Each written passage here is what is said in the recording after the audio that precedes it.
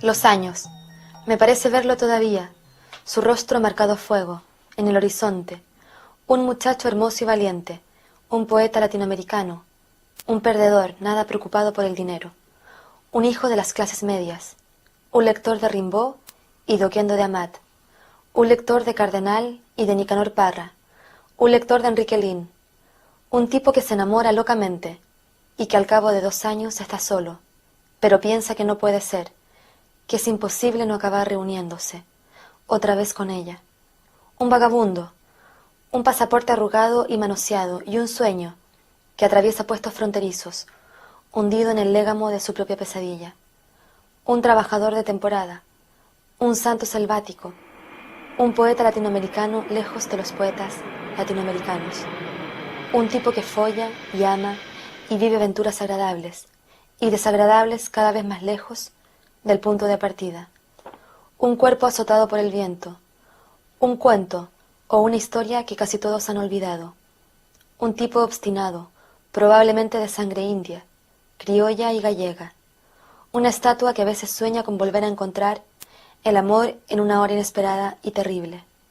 Un lector de poesía, un extranjero en Europa, un hombre que pierde el pelo y los dientes, pero no el valor, como si el valor valiera algo, como si el valor fuera a devolverle aquellos lejanos días de México, la juventud perdida y el amor.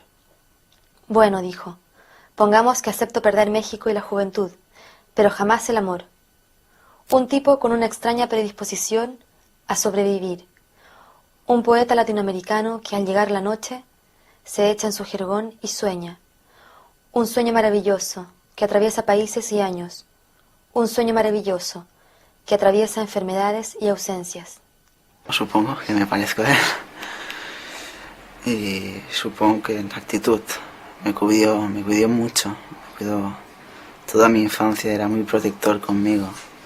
No salía, pero pocas veces. Ya estaba encima siempre. Y supongo que lo he heredado. Hago lo mismo con mi hermana. Me cuesta mucho que vaya a casa de los amigos tan pequeños. Es una cosa seguro que he heredado suya. Lautaro, nuestra familiaridad.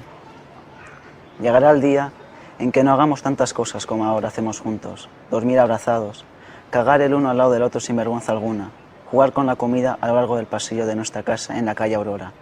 Este pasillo débilmente iluminado, que sin duda conduce al infinito. Lautaro, nuestras pesadillas. A veces te despiertas gritando y te abrazas a tu madre, o a mí con la fuerza y la lucidez que solo un niño menor de 2 años puede tener. A veces mis sueños están llenos de gritos en la ciudad fantasma, y los rostros perdidos me hacen preguntas que jamás sabré contestar. Tú te despiertas y sales corriendo de la habitación, y tus pies descalzos resuenan en la larga noche de invierno de Europa. Yo regreso a los lugares del crimen, sitios duros y brillantes, tanto que al despertar me parece mentira que aún esté vivo. ¿Qué cosas le divierten? Ver jugar a mi hija Alexandra, desayunar en un bar al lado del mar y comerme un croissant leyendo el periódico. La literatura de Borges, la literatura de Bioy, la literatura de Bustos Domecq, hacer el amor. Hay libros que inspiran miedo, miedo de verdad.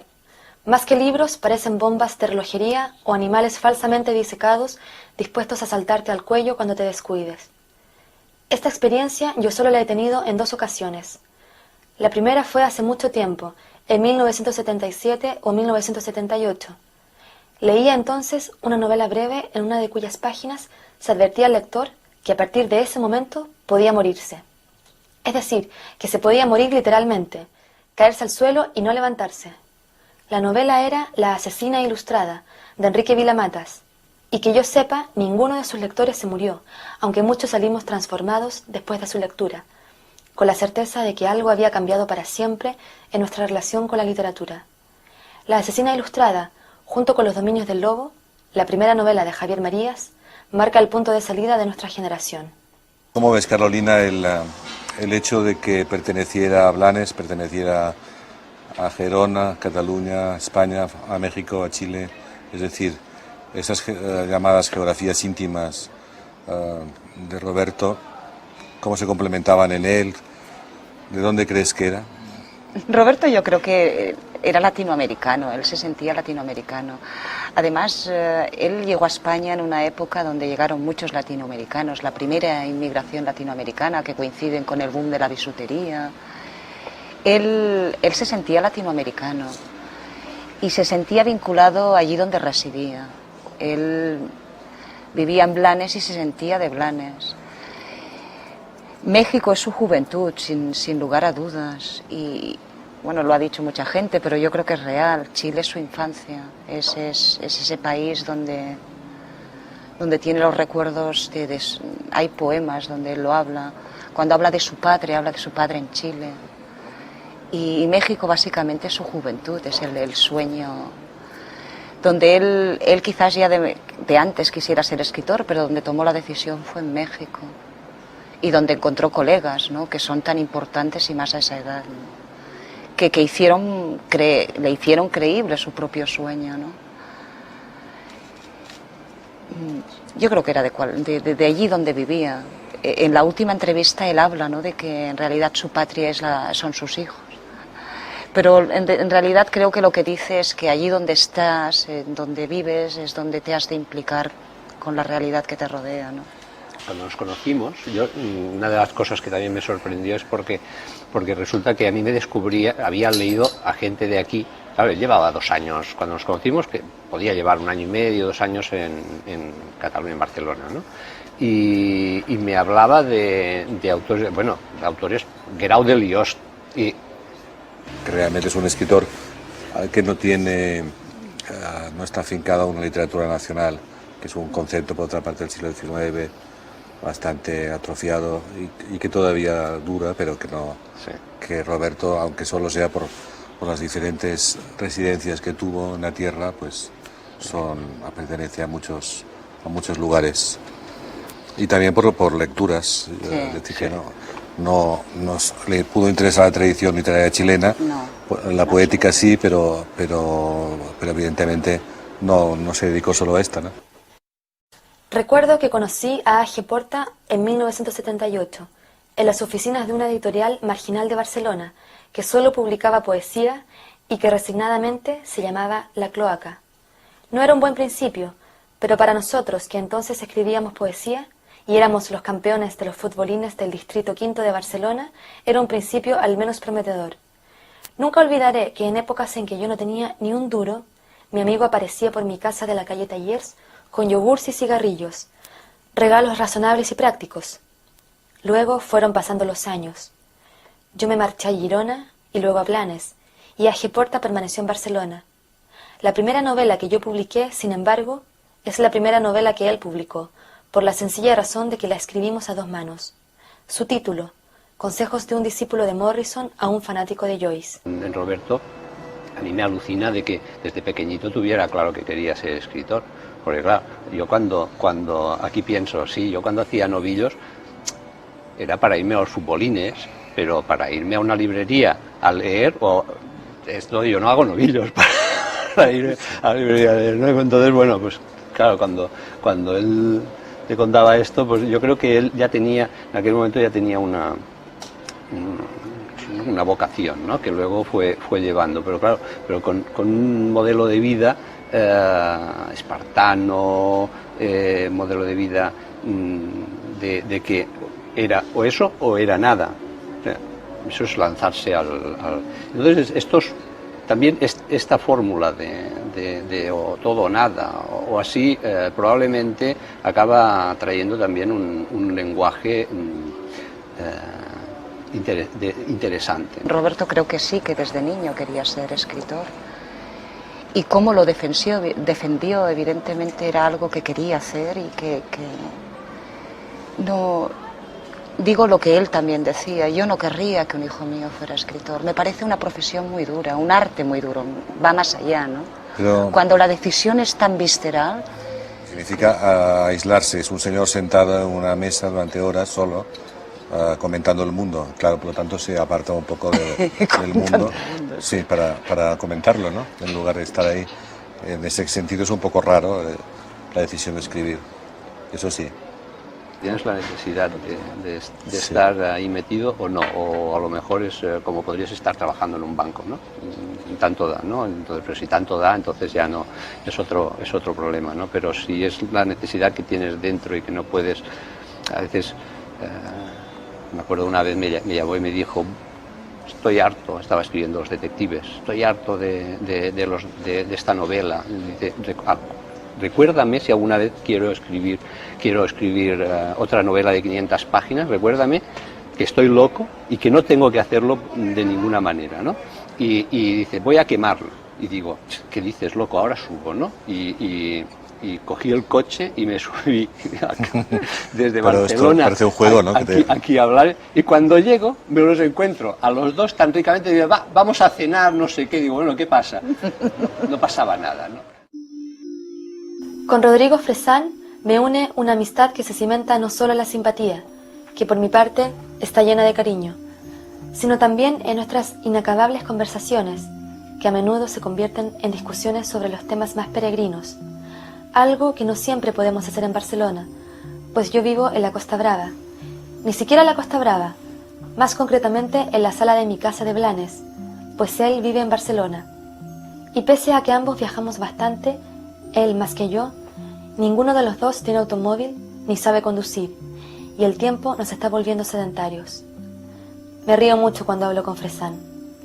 Raras veces hablamos de la muerte.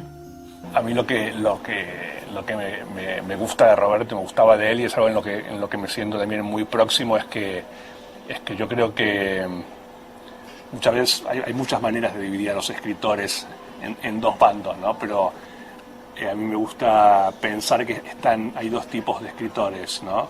Los lectores que escriben y los escritores que leen. Y a mí me parece que en ese sentido Bolaño era un lector que escribe, ¿no? Una persona que tenía siempre y llevaba toda su biblioteca y sus lecturas al hombro. En ese sentido también me parece que de ahí también el efecto movilizador para muchos jóvenes de sus libros. Y a mí lo que más me han dicho de escritores jóvenes o jóvenes que quieren ser escritores es que leer a Bolaño les da ganas de escribir. Me parece que esa es la posteridad, realmente, me parece. Esta es la única estantería de toda la biblioteca de Roberto que en el traslado de piso he mantenido un poco tal como él la dejó.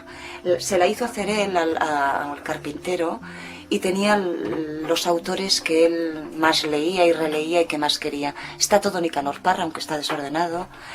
Está Huidobro, está, aunque sorprenda, está Neruda, está Octavio Paz, están Enrique Lin, está un poco todos los poetas que él releía. La biblioteca está completamente desordenada porque no la he ordenado después del traslado. Lo que intenté es ponerlos bien para que estuvieran protegidos, y ahora les explicaba que es una pena que no lo haga porque Roberto adoraba su biblioteca, la tenía muy, muy ordenada, dedicaba mucho tiempo a poner los libros y a sus autores tal como a él le gustaban, y bueno, explicaba que le gustaba tocar los libros, los sacaba, los tocaba, los abría, ojeaba, los volvía a dejar. Era capaz de mover 2 o 3 estanterías por colocar el libro que había salido en el lugar que él creía. Ordenaba los autores por afinidades personales. Tenía Borges, Marías, Vilamatas. Además de por lenguas y por autores, los agrupaba por afinidades y ponía los que le caían bien en un lado junto con los que más le gustaban. Biblioteca.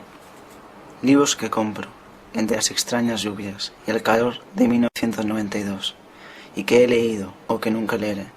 Libros para que lea mi hijo.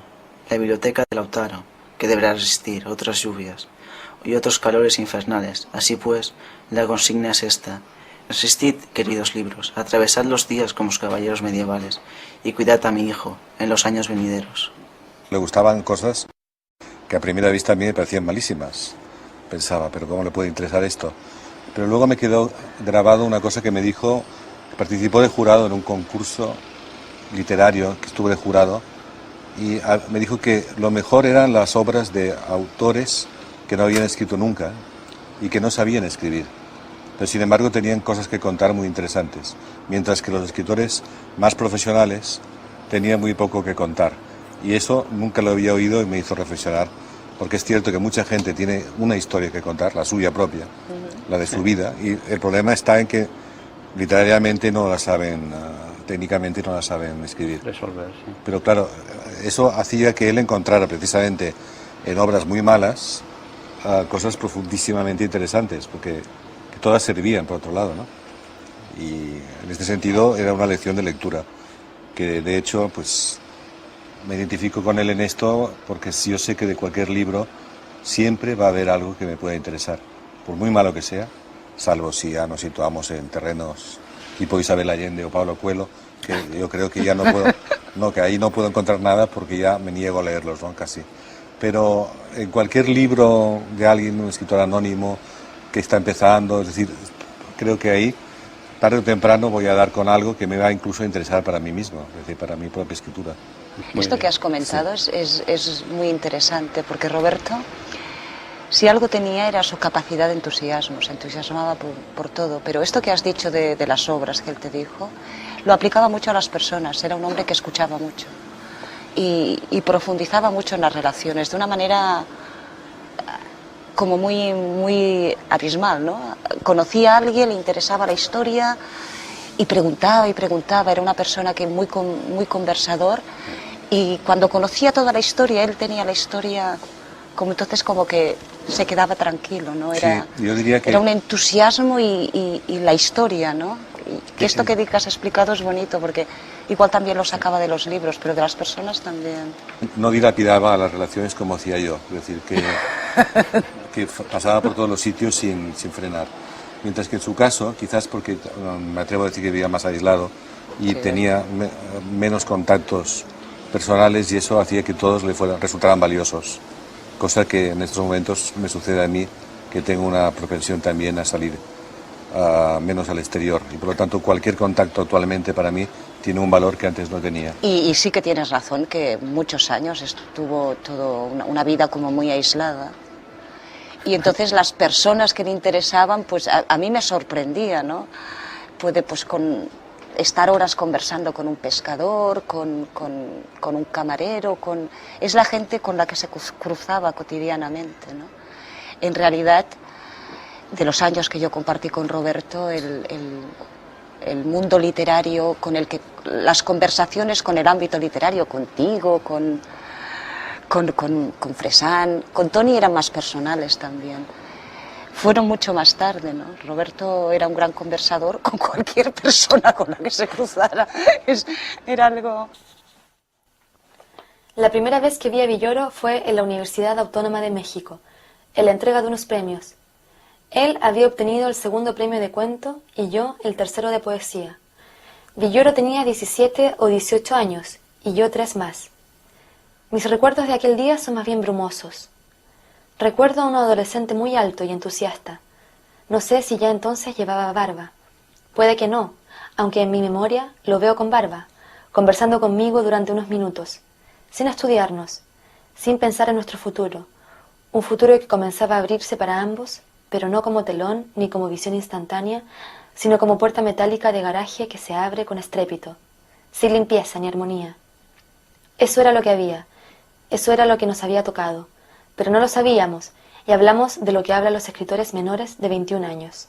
Roberto era un polemista natural, era una persona a la que le gustaba muchísimo ejercer los favores de la discrepancia. Si tú estabas de acuerdo con una cosa en él, rápidamente cambiaba de opinión para ejercitar todas las posibilidades de un tema. De alguna manera, Los Detectives Salvajes, por ejemplo, es una novela que espejea desde muchas perspectivas temas que tratan de distinta manera los personajes. Yo creo que a él le encantaba el ejercicio retórico y le parecía divertidísimo. Además tenía una mala leche formidable, un un sentido del humor extraordinario, una gran ironía y otra cosa, como todo gran polemista, era una persona a la que siempre le gustaba tener razón, a pesar de que él continuamente cambiara de razones. La última vez que nos vimos le hablé muy mal de Bush porque me parecía lo lógico dentro de una conversación sobre Norteamérica y ante mi asombro me defendió un aspecto no sé cuál de la no de Bush sino de la administración Bush, una cosa, solo para poder discutir y me di cuenta de que hasta, claro, que era posible hasta hacerse pasar por un simpatizante de un administrativo de Bush, ¿no? En esta conversación. Es que le gustaba la polémica, Sí, Roberto, sí, le era encantaba, polemista, claro. le encantaba la discusión, el arte del incordio, ¿no? de que en la conversación hubieran pros y contras, ¿no?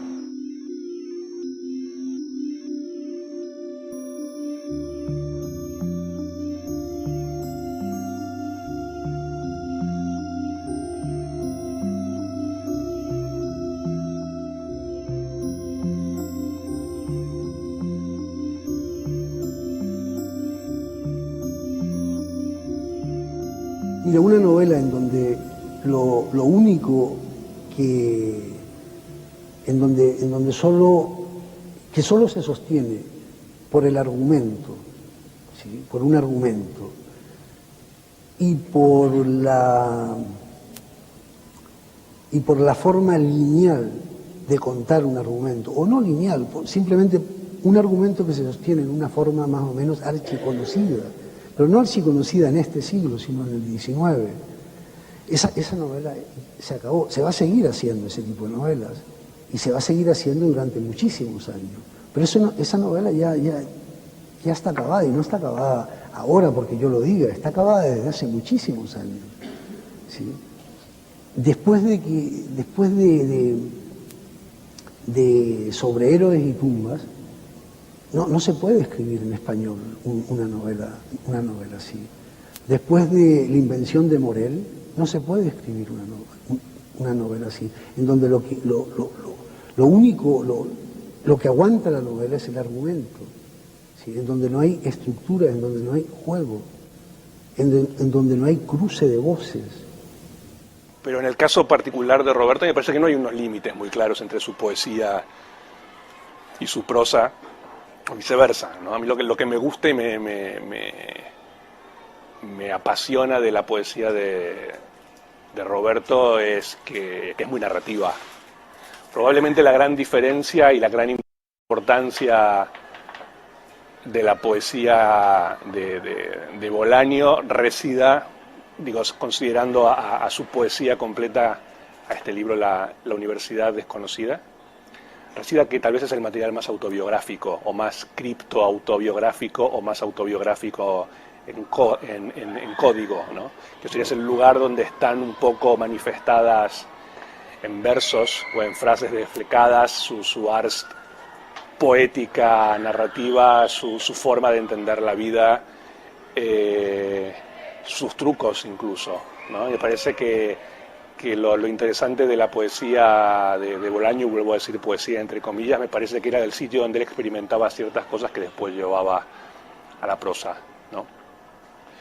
En ese sentido, para mí, la obra de Bolaño, y esto es una cosa que a mí también me agrada mucho y que es una constante en los escritores que más admiro, me cuesta bastante separar los libros uno de otro. Me parece que es como una especie de organismo multicelular respondiendo a un único supercerebro. El caso de Enrique Vila-Matas es el mismo, por ejemplo, el caso de Nabokov es el mismo, el caso de Borges es el mismo, ¿no? Son escritores que me parece que les preocupa más la visión total y panorámica de las cosas, más que ir concentrándose en hechos aislados o en libros o en historias autoconcluyentes, ¿no? Yo lo veía como alguien que tenía como una visión de la literatura y que podía incidir en ella con un lenguaje que no era siempre el mismo, sino que era como muy diferente, que puede ir desde Amberes hasta 2666, pasando por otras novelas que creo que tienen un corte o una voz totalmente distinta a las unas de las otras, ¿no? Como si dominara diversos lenguajes y los dominara perfectamente, ¿no? Porque Los detectives salvajes mismo con 2666 no veo... hay diferentes registros ahí, sí. ¿no? Entonces, no sé cómo ves tú esto. Bueno, creo que es asombroso los cambios que va dando de lo que va de Amberes a Estrella Distante, de Estrella Distante a Detectives y de Detectives a 2666. Hay muchos saltos, iba ganando en fuerza asombrosamente en muy poco espacio de tiempo. La palabra es intensidad, la que va adquiriendo con el tiempo que hay entre la publicación de Estrella Distante hasta su último libro. Es un espacio, creo que son de 7-8 años, en los cuales era una especie de tour de force de gran intensidad y de grandes cambios de registro a los que estamos poco acostumbrados en los escritores. Las circunstancias en las que se debatía puede ser que influyeran, y también a veces el saber que todo tenía un límite, que todos sabemos que tiene todo un límite, pero en su caso era como una certeza muy, muy honda, y hizo que forzara positivamente la máquina y que fuera tan intenso lo que hizo en tan poco espacio de tiempo y con tantos cambios. Yo también he creído que tantos años de no reconocimiento anterior y de silencio aquí en Blanes produjeron que en el momento en que adquiere un poco de confianza a través de la publicación de sus 2 primeros libros en Anagrama, en concreto, creo que eso le da una confianza que ya tenía muy grande en sí mismo, pero que de saber que va a publicarlo de inmediato en cuanto lo termine, que le conduce a arriesgar más de lo que arriesgaba antes y a poner una marcha de velocidad superior a la que tenía en aquel momento. Quizás es un vuelo que da a partir de Estrella Distante, que Carolina puede comentar mejor que yo porque Sí, fue testigo. Yo estoy de acuerdo contigo, el tema de la coincidencia del reconocimiento y la certeza de que puede llegar a ser publicado todo lo que escribe le dio, y la proximidad de la enfermedad, ¿no? Le dio muchísima fuerza.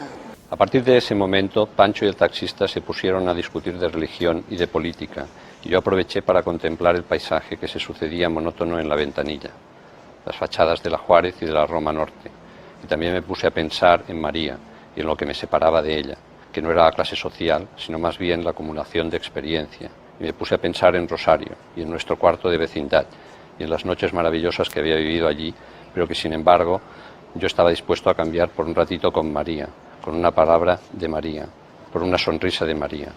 Y también me puse a pensar en mis tíos e incluso me pareció verlos, alejándose por una de aquellas calles por las que pasábamos, tomados del brazo, sin volverse para mirar el taxi, que se perdía zigzagueando peligrosamente por otras calles, inmersos en su soledad, así como Pancho, el taxista, y yo íbamos inmersos en la nuestra. Y entonces me di cuenta que algo había fallado en los últimos días, algo había fallado en mi relación con los nuevos poetas de México o con las nuevas mujeres de mi vida, pero por más vueltas que le di no hallé el fallo. El abismo que si miraba por encima de mi hombro se abría detrás de mí, un abismo que por otra parte no me atemorizaba, un abismo carente de monstruos, aunque no de oscuridad, de silencio y de vacío, 3 extremos que me hacían daño, un daño menor, es cierto, un cosquilleo en la boca del estómago, pero que por momentos se parecía al miedo. Y entonces, mientras iba con la cara pegada a la ventanilla, entramos en la calle Colima y Pancho y el taxista se callaron, o tal vez solo Pancho se calló, como si diera por bien perdida su discusión con el taxista, y mi silencio y el silencio de Pancho me sobrecogieron el corazón. Yo creo que La trascendencia de los detectives salvajes, bueno, primero y principal es una gran novela. Si vas hilando un poco más fino, o si te vas poniendo un poco más en la posición de un lector más calificado, o de un escritor que lee, o de alguien con una cierta óptica más académica que puede ver a los detectives salvajes dentro de lo que es el paisaje y el panorama de la literatura latinoamericana, a mí me parece que la gran importancia de ese libro, y me parece que también de ahí el gran éxito que está teniendo ahora en el mundo angloparlante, tanto en Estados Unidos como en Inglaterra. Me parece que la gran proeza de la novela y al mismo tiempo también la enorme astucia de Roberto está en manipular, reordenar, resignificar y mutar como los materiales más transitados, más obvios y más incluso erosionados de la gran novela latinoamericana, como puede ser la dictadura, el exilio, cierta épica de la derrota, el malditismo de los poetas, y presentar eso de una manera completa y total y absolutamente nueva, ¿no? Sin traicionar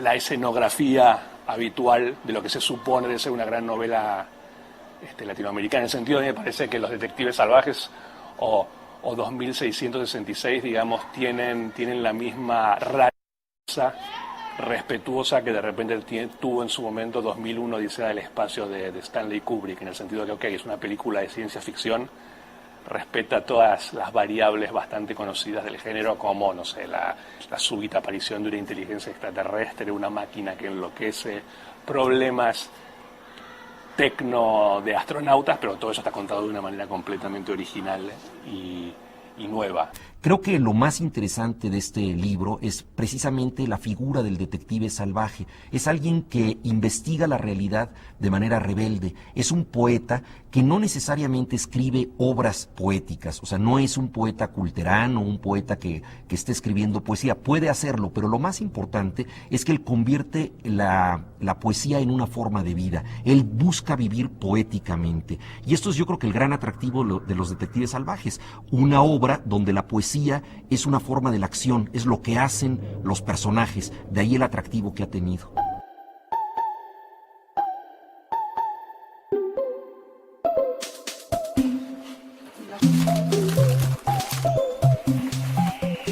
¿Os dais cuenta? Está todo corregido. Y por la letra sé que esto es una época y esto en negro es otra época. Por lo tanto, Roberto tuvo la lucidez de revisar todo lo que dejaba. Y eso a mí personalmente me sorprendió mucho, pero mucho. No sé si lo veis. Y me lo encontré en todos los cuadernos, en todos sus cuadernos, por muy antiguos que sean, están revisados. Lo que hay las teorías de los críticos, ¿no? Evidentemente toda la obra que escribió con posterioridad, su embrión es muy anterior. Estos cuadernos son del 70 y algo. Y lo vi en todos los cuadernos, no sé si se puede ver en cualquier otro. Pero te vas encontrando que él va revisando. Y es como muy sorprendente. Y aquí se ve un tipo de letra muchísimo, no sé si os dais cuenta. Este es el último cuaderno de Roberto. El que tenía encima antes de morir, mirar esta letra y mirar esta. Y si veis las correcciones, es otro tipo de letra. Hay muchos años en medio, 2666 es una novela hasta cierto punto inconclusa porque no sabemos cómo la habría terminado estilísticamente Roberto Bolaño. Muchas veces platicamos sobre el tratamiento, la textura del idioma en esta novela y que era muy difícil de sostener porque es una obra amplísima, es, digamos, de las dimensiones de La Guerra y la Paz de Tolstoy. Sin embargo, creo que quedó a nivel de lo que es la trama y el impulso narrativo tan vital de Bolaño como una obra concluida. Posiblemente los cambios habrían sido más bien de maquillaje, atmosféricos, pero la trama esencial es la que él quería escribir y la que él terminó justamente con esa palabra México. Es interesantísimo ver cómo él supo captar en los 5 libros de la novela realidades totalmente distintas. Es una novela que ocurre parcialmente en la Segunda Guerra Mundial, en el frente ruso, que ocurre en las calles violentas de Estados Unidos, que ocurre en el México de los crímenes de Ciudad Juárez, para lo cual se documentó muchísimo con la ayuda de Sergio González Rodríguez, el autor de Huesos Pasos en el Desierto, a quien precisamente convirtió en uno de los investigadores de la trama. Una novela de muchos escenarios, es una novela de migraciones. Yo creo que es una de las primeras novelas que dan cuenta de la realidad global del siglo XXI. En ese sentido es una novela total, no solamente por los muchísimos temas que quiere abarcar, sino por la sensación de estar trabajando en muchos lugares al mismo tiempo, ¿no? En ese sentido, yo creo que una de las primeras grandes sagas de la literatura global. El poema que va a leer Enrique es un poema inédito que lo encontramos en uno de los cuadernos que tenía sobre la mesa, lo cual da la certeza de que es un poema escrito en los últimos meses de Roberto. Poema para EVM. ¿Qué lugar es ese al que nos llevarán nuestras palabras, las bellas durmientes, por caminos a menudo distintos? ¿Qué eriazo? ¿Qué infierno? ¿Qué nos espera allí, Enrique, en esa blancura en la que nos reuniremos finalmente? ¿Qué aullidos? ¿Qué silencio? ¿Qué permutaciones nos aguardarán cuando hayamos atravesado todo lo que hay que atravesar? Cuando nos hayamos despojado de todo. ¿Qué olvidos? ¿Qué? En algún lugar infinito se esconden, en un tiempo que nos es ajeno y que ni siquiera nos molestamos en mensurar. Allí donde tiene una casa nuestro terror de alquiler. Me hubiera gustado ser detective de homicidios, mucho más que ser escritor. De eso estoy absolutamente seguro. Un tira de homicidios, alguien que puede volver solo, de noche, a la escena del crimen y no asustarse de los fantasmas. Tal vez entonces sí que me hubiera vuelto loco, pero eso, siendo policía, se soluciona con un tiro en la boca. Yo no sé qué pensaría Roberto de la forma y los contornos que está adoptando su posteridad. Yo creo que en lo que a mí respecta no hay nada malo que pensar, en el sentido que me parece que es una figura sustentada y sostenida por su obra, ¿no? Los que prefieren una especie de cierto costado punk de él, digamos, extraliterario a partir de ciertas declaraciones, qué sé yo, me parece un poco pobre y un poco simple que se queden nada más que con eso, pero me parece que el enorme grueso o la mayoría porcentual de la gente que admira a Bolaño lo admira por lo que escribió, ya que pues, me parece que entonces es un objetivo cumplido en ese sentido. También ya lo admiraban antes de que muriera, ¿no? Es cierto que también la muerte y la muerte prematura produce cierto, o sea, tiñe todo de un cierto barniz romántico, ¿no? Pero bueno, qué sé yo creo que de todas maneras haber podido elegir, yo creo que no creo que a Roberto le interesara el ejemplo de Jim Morrison, creo que le gustaría más ser Bob Dylan, ¿no?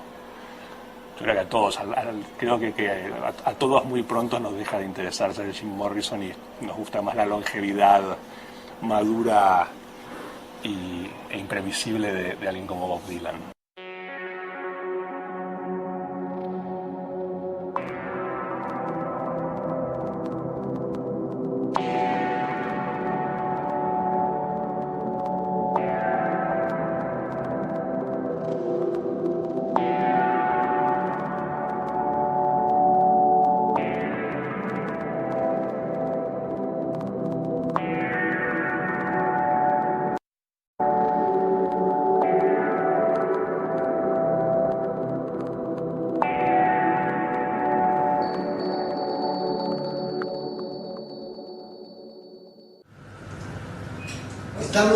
¿Estamos grabando? Sí. ¿Ya?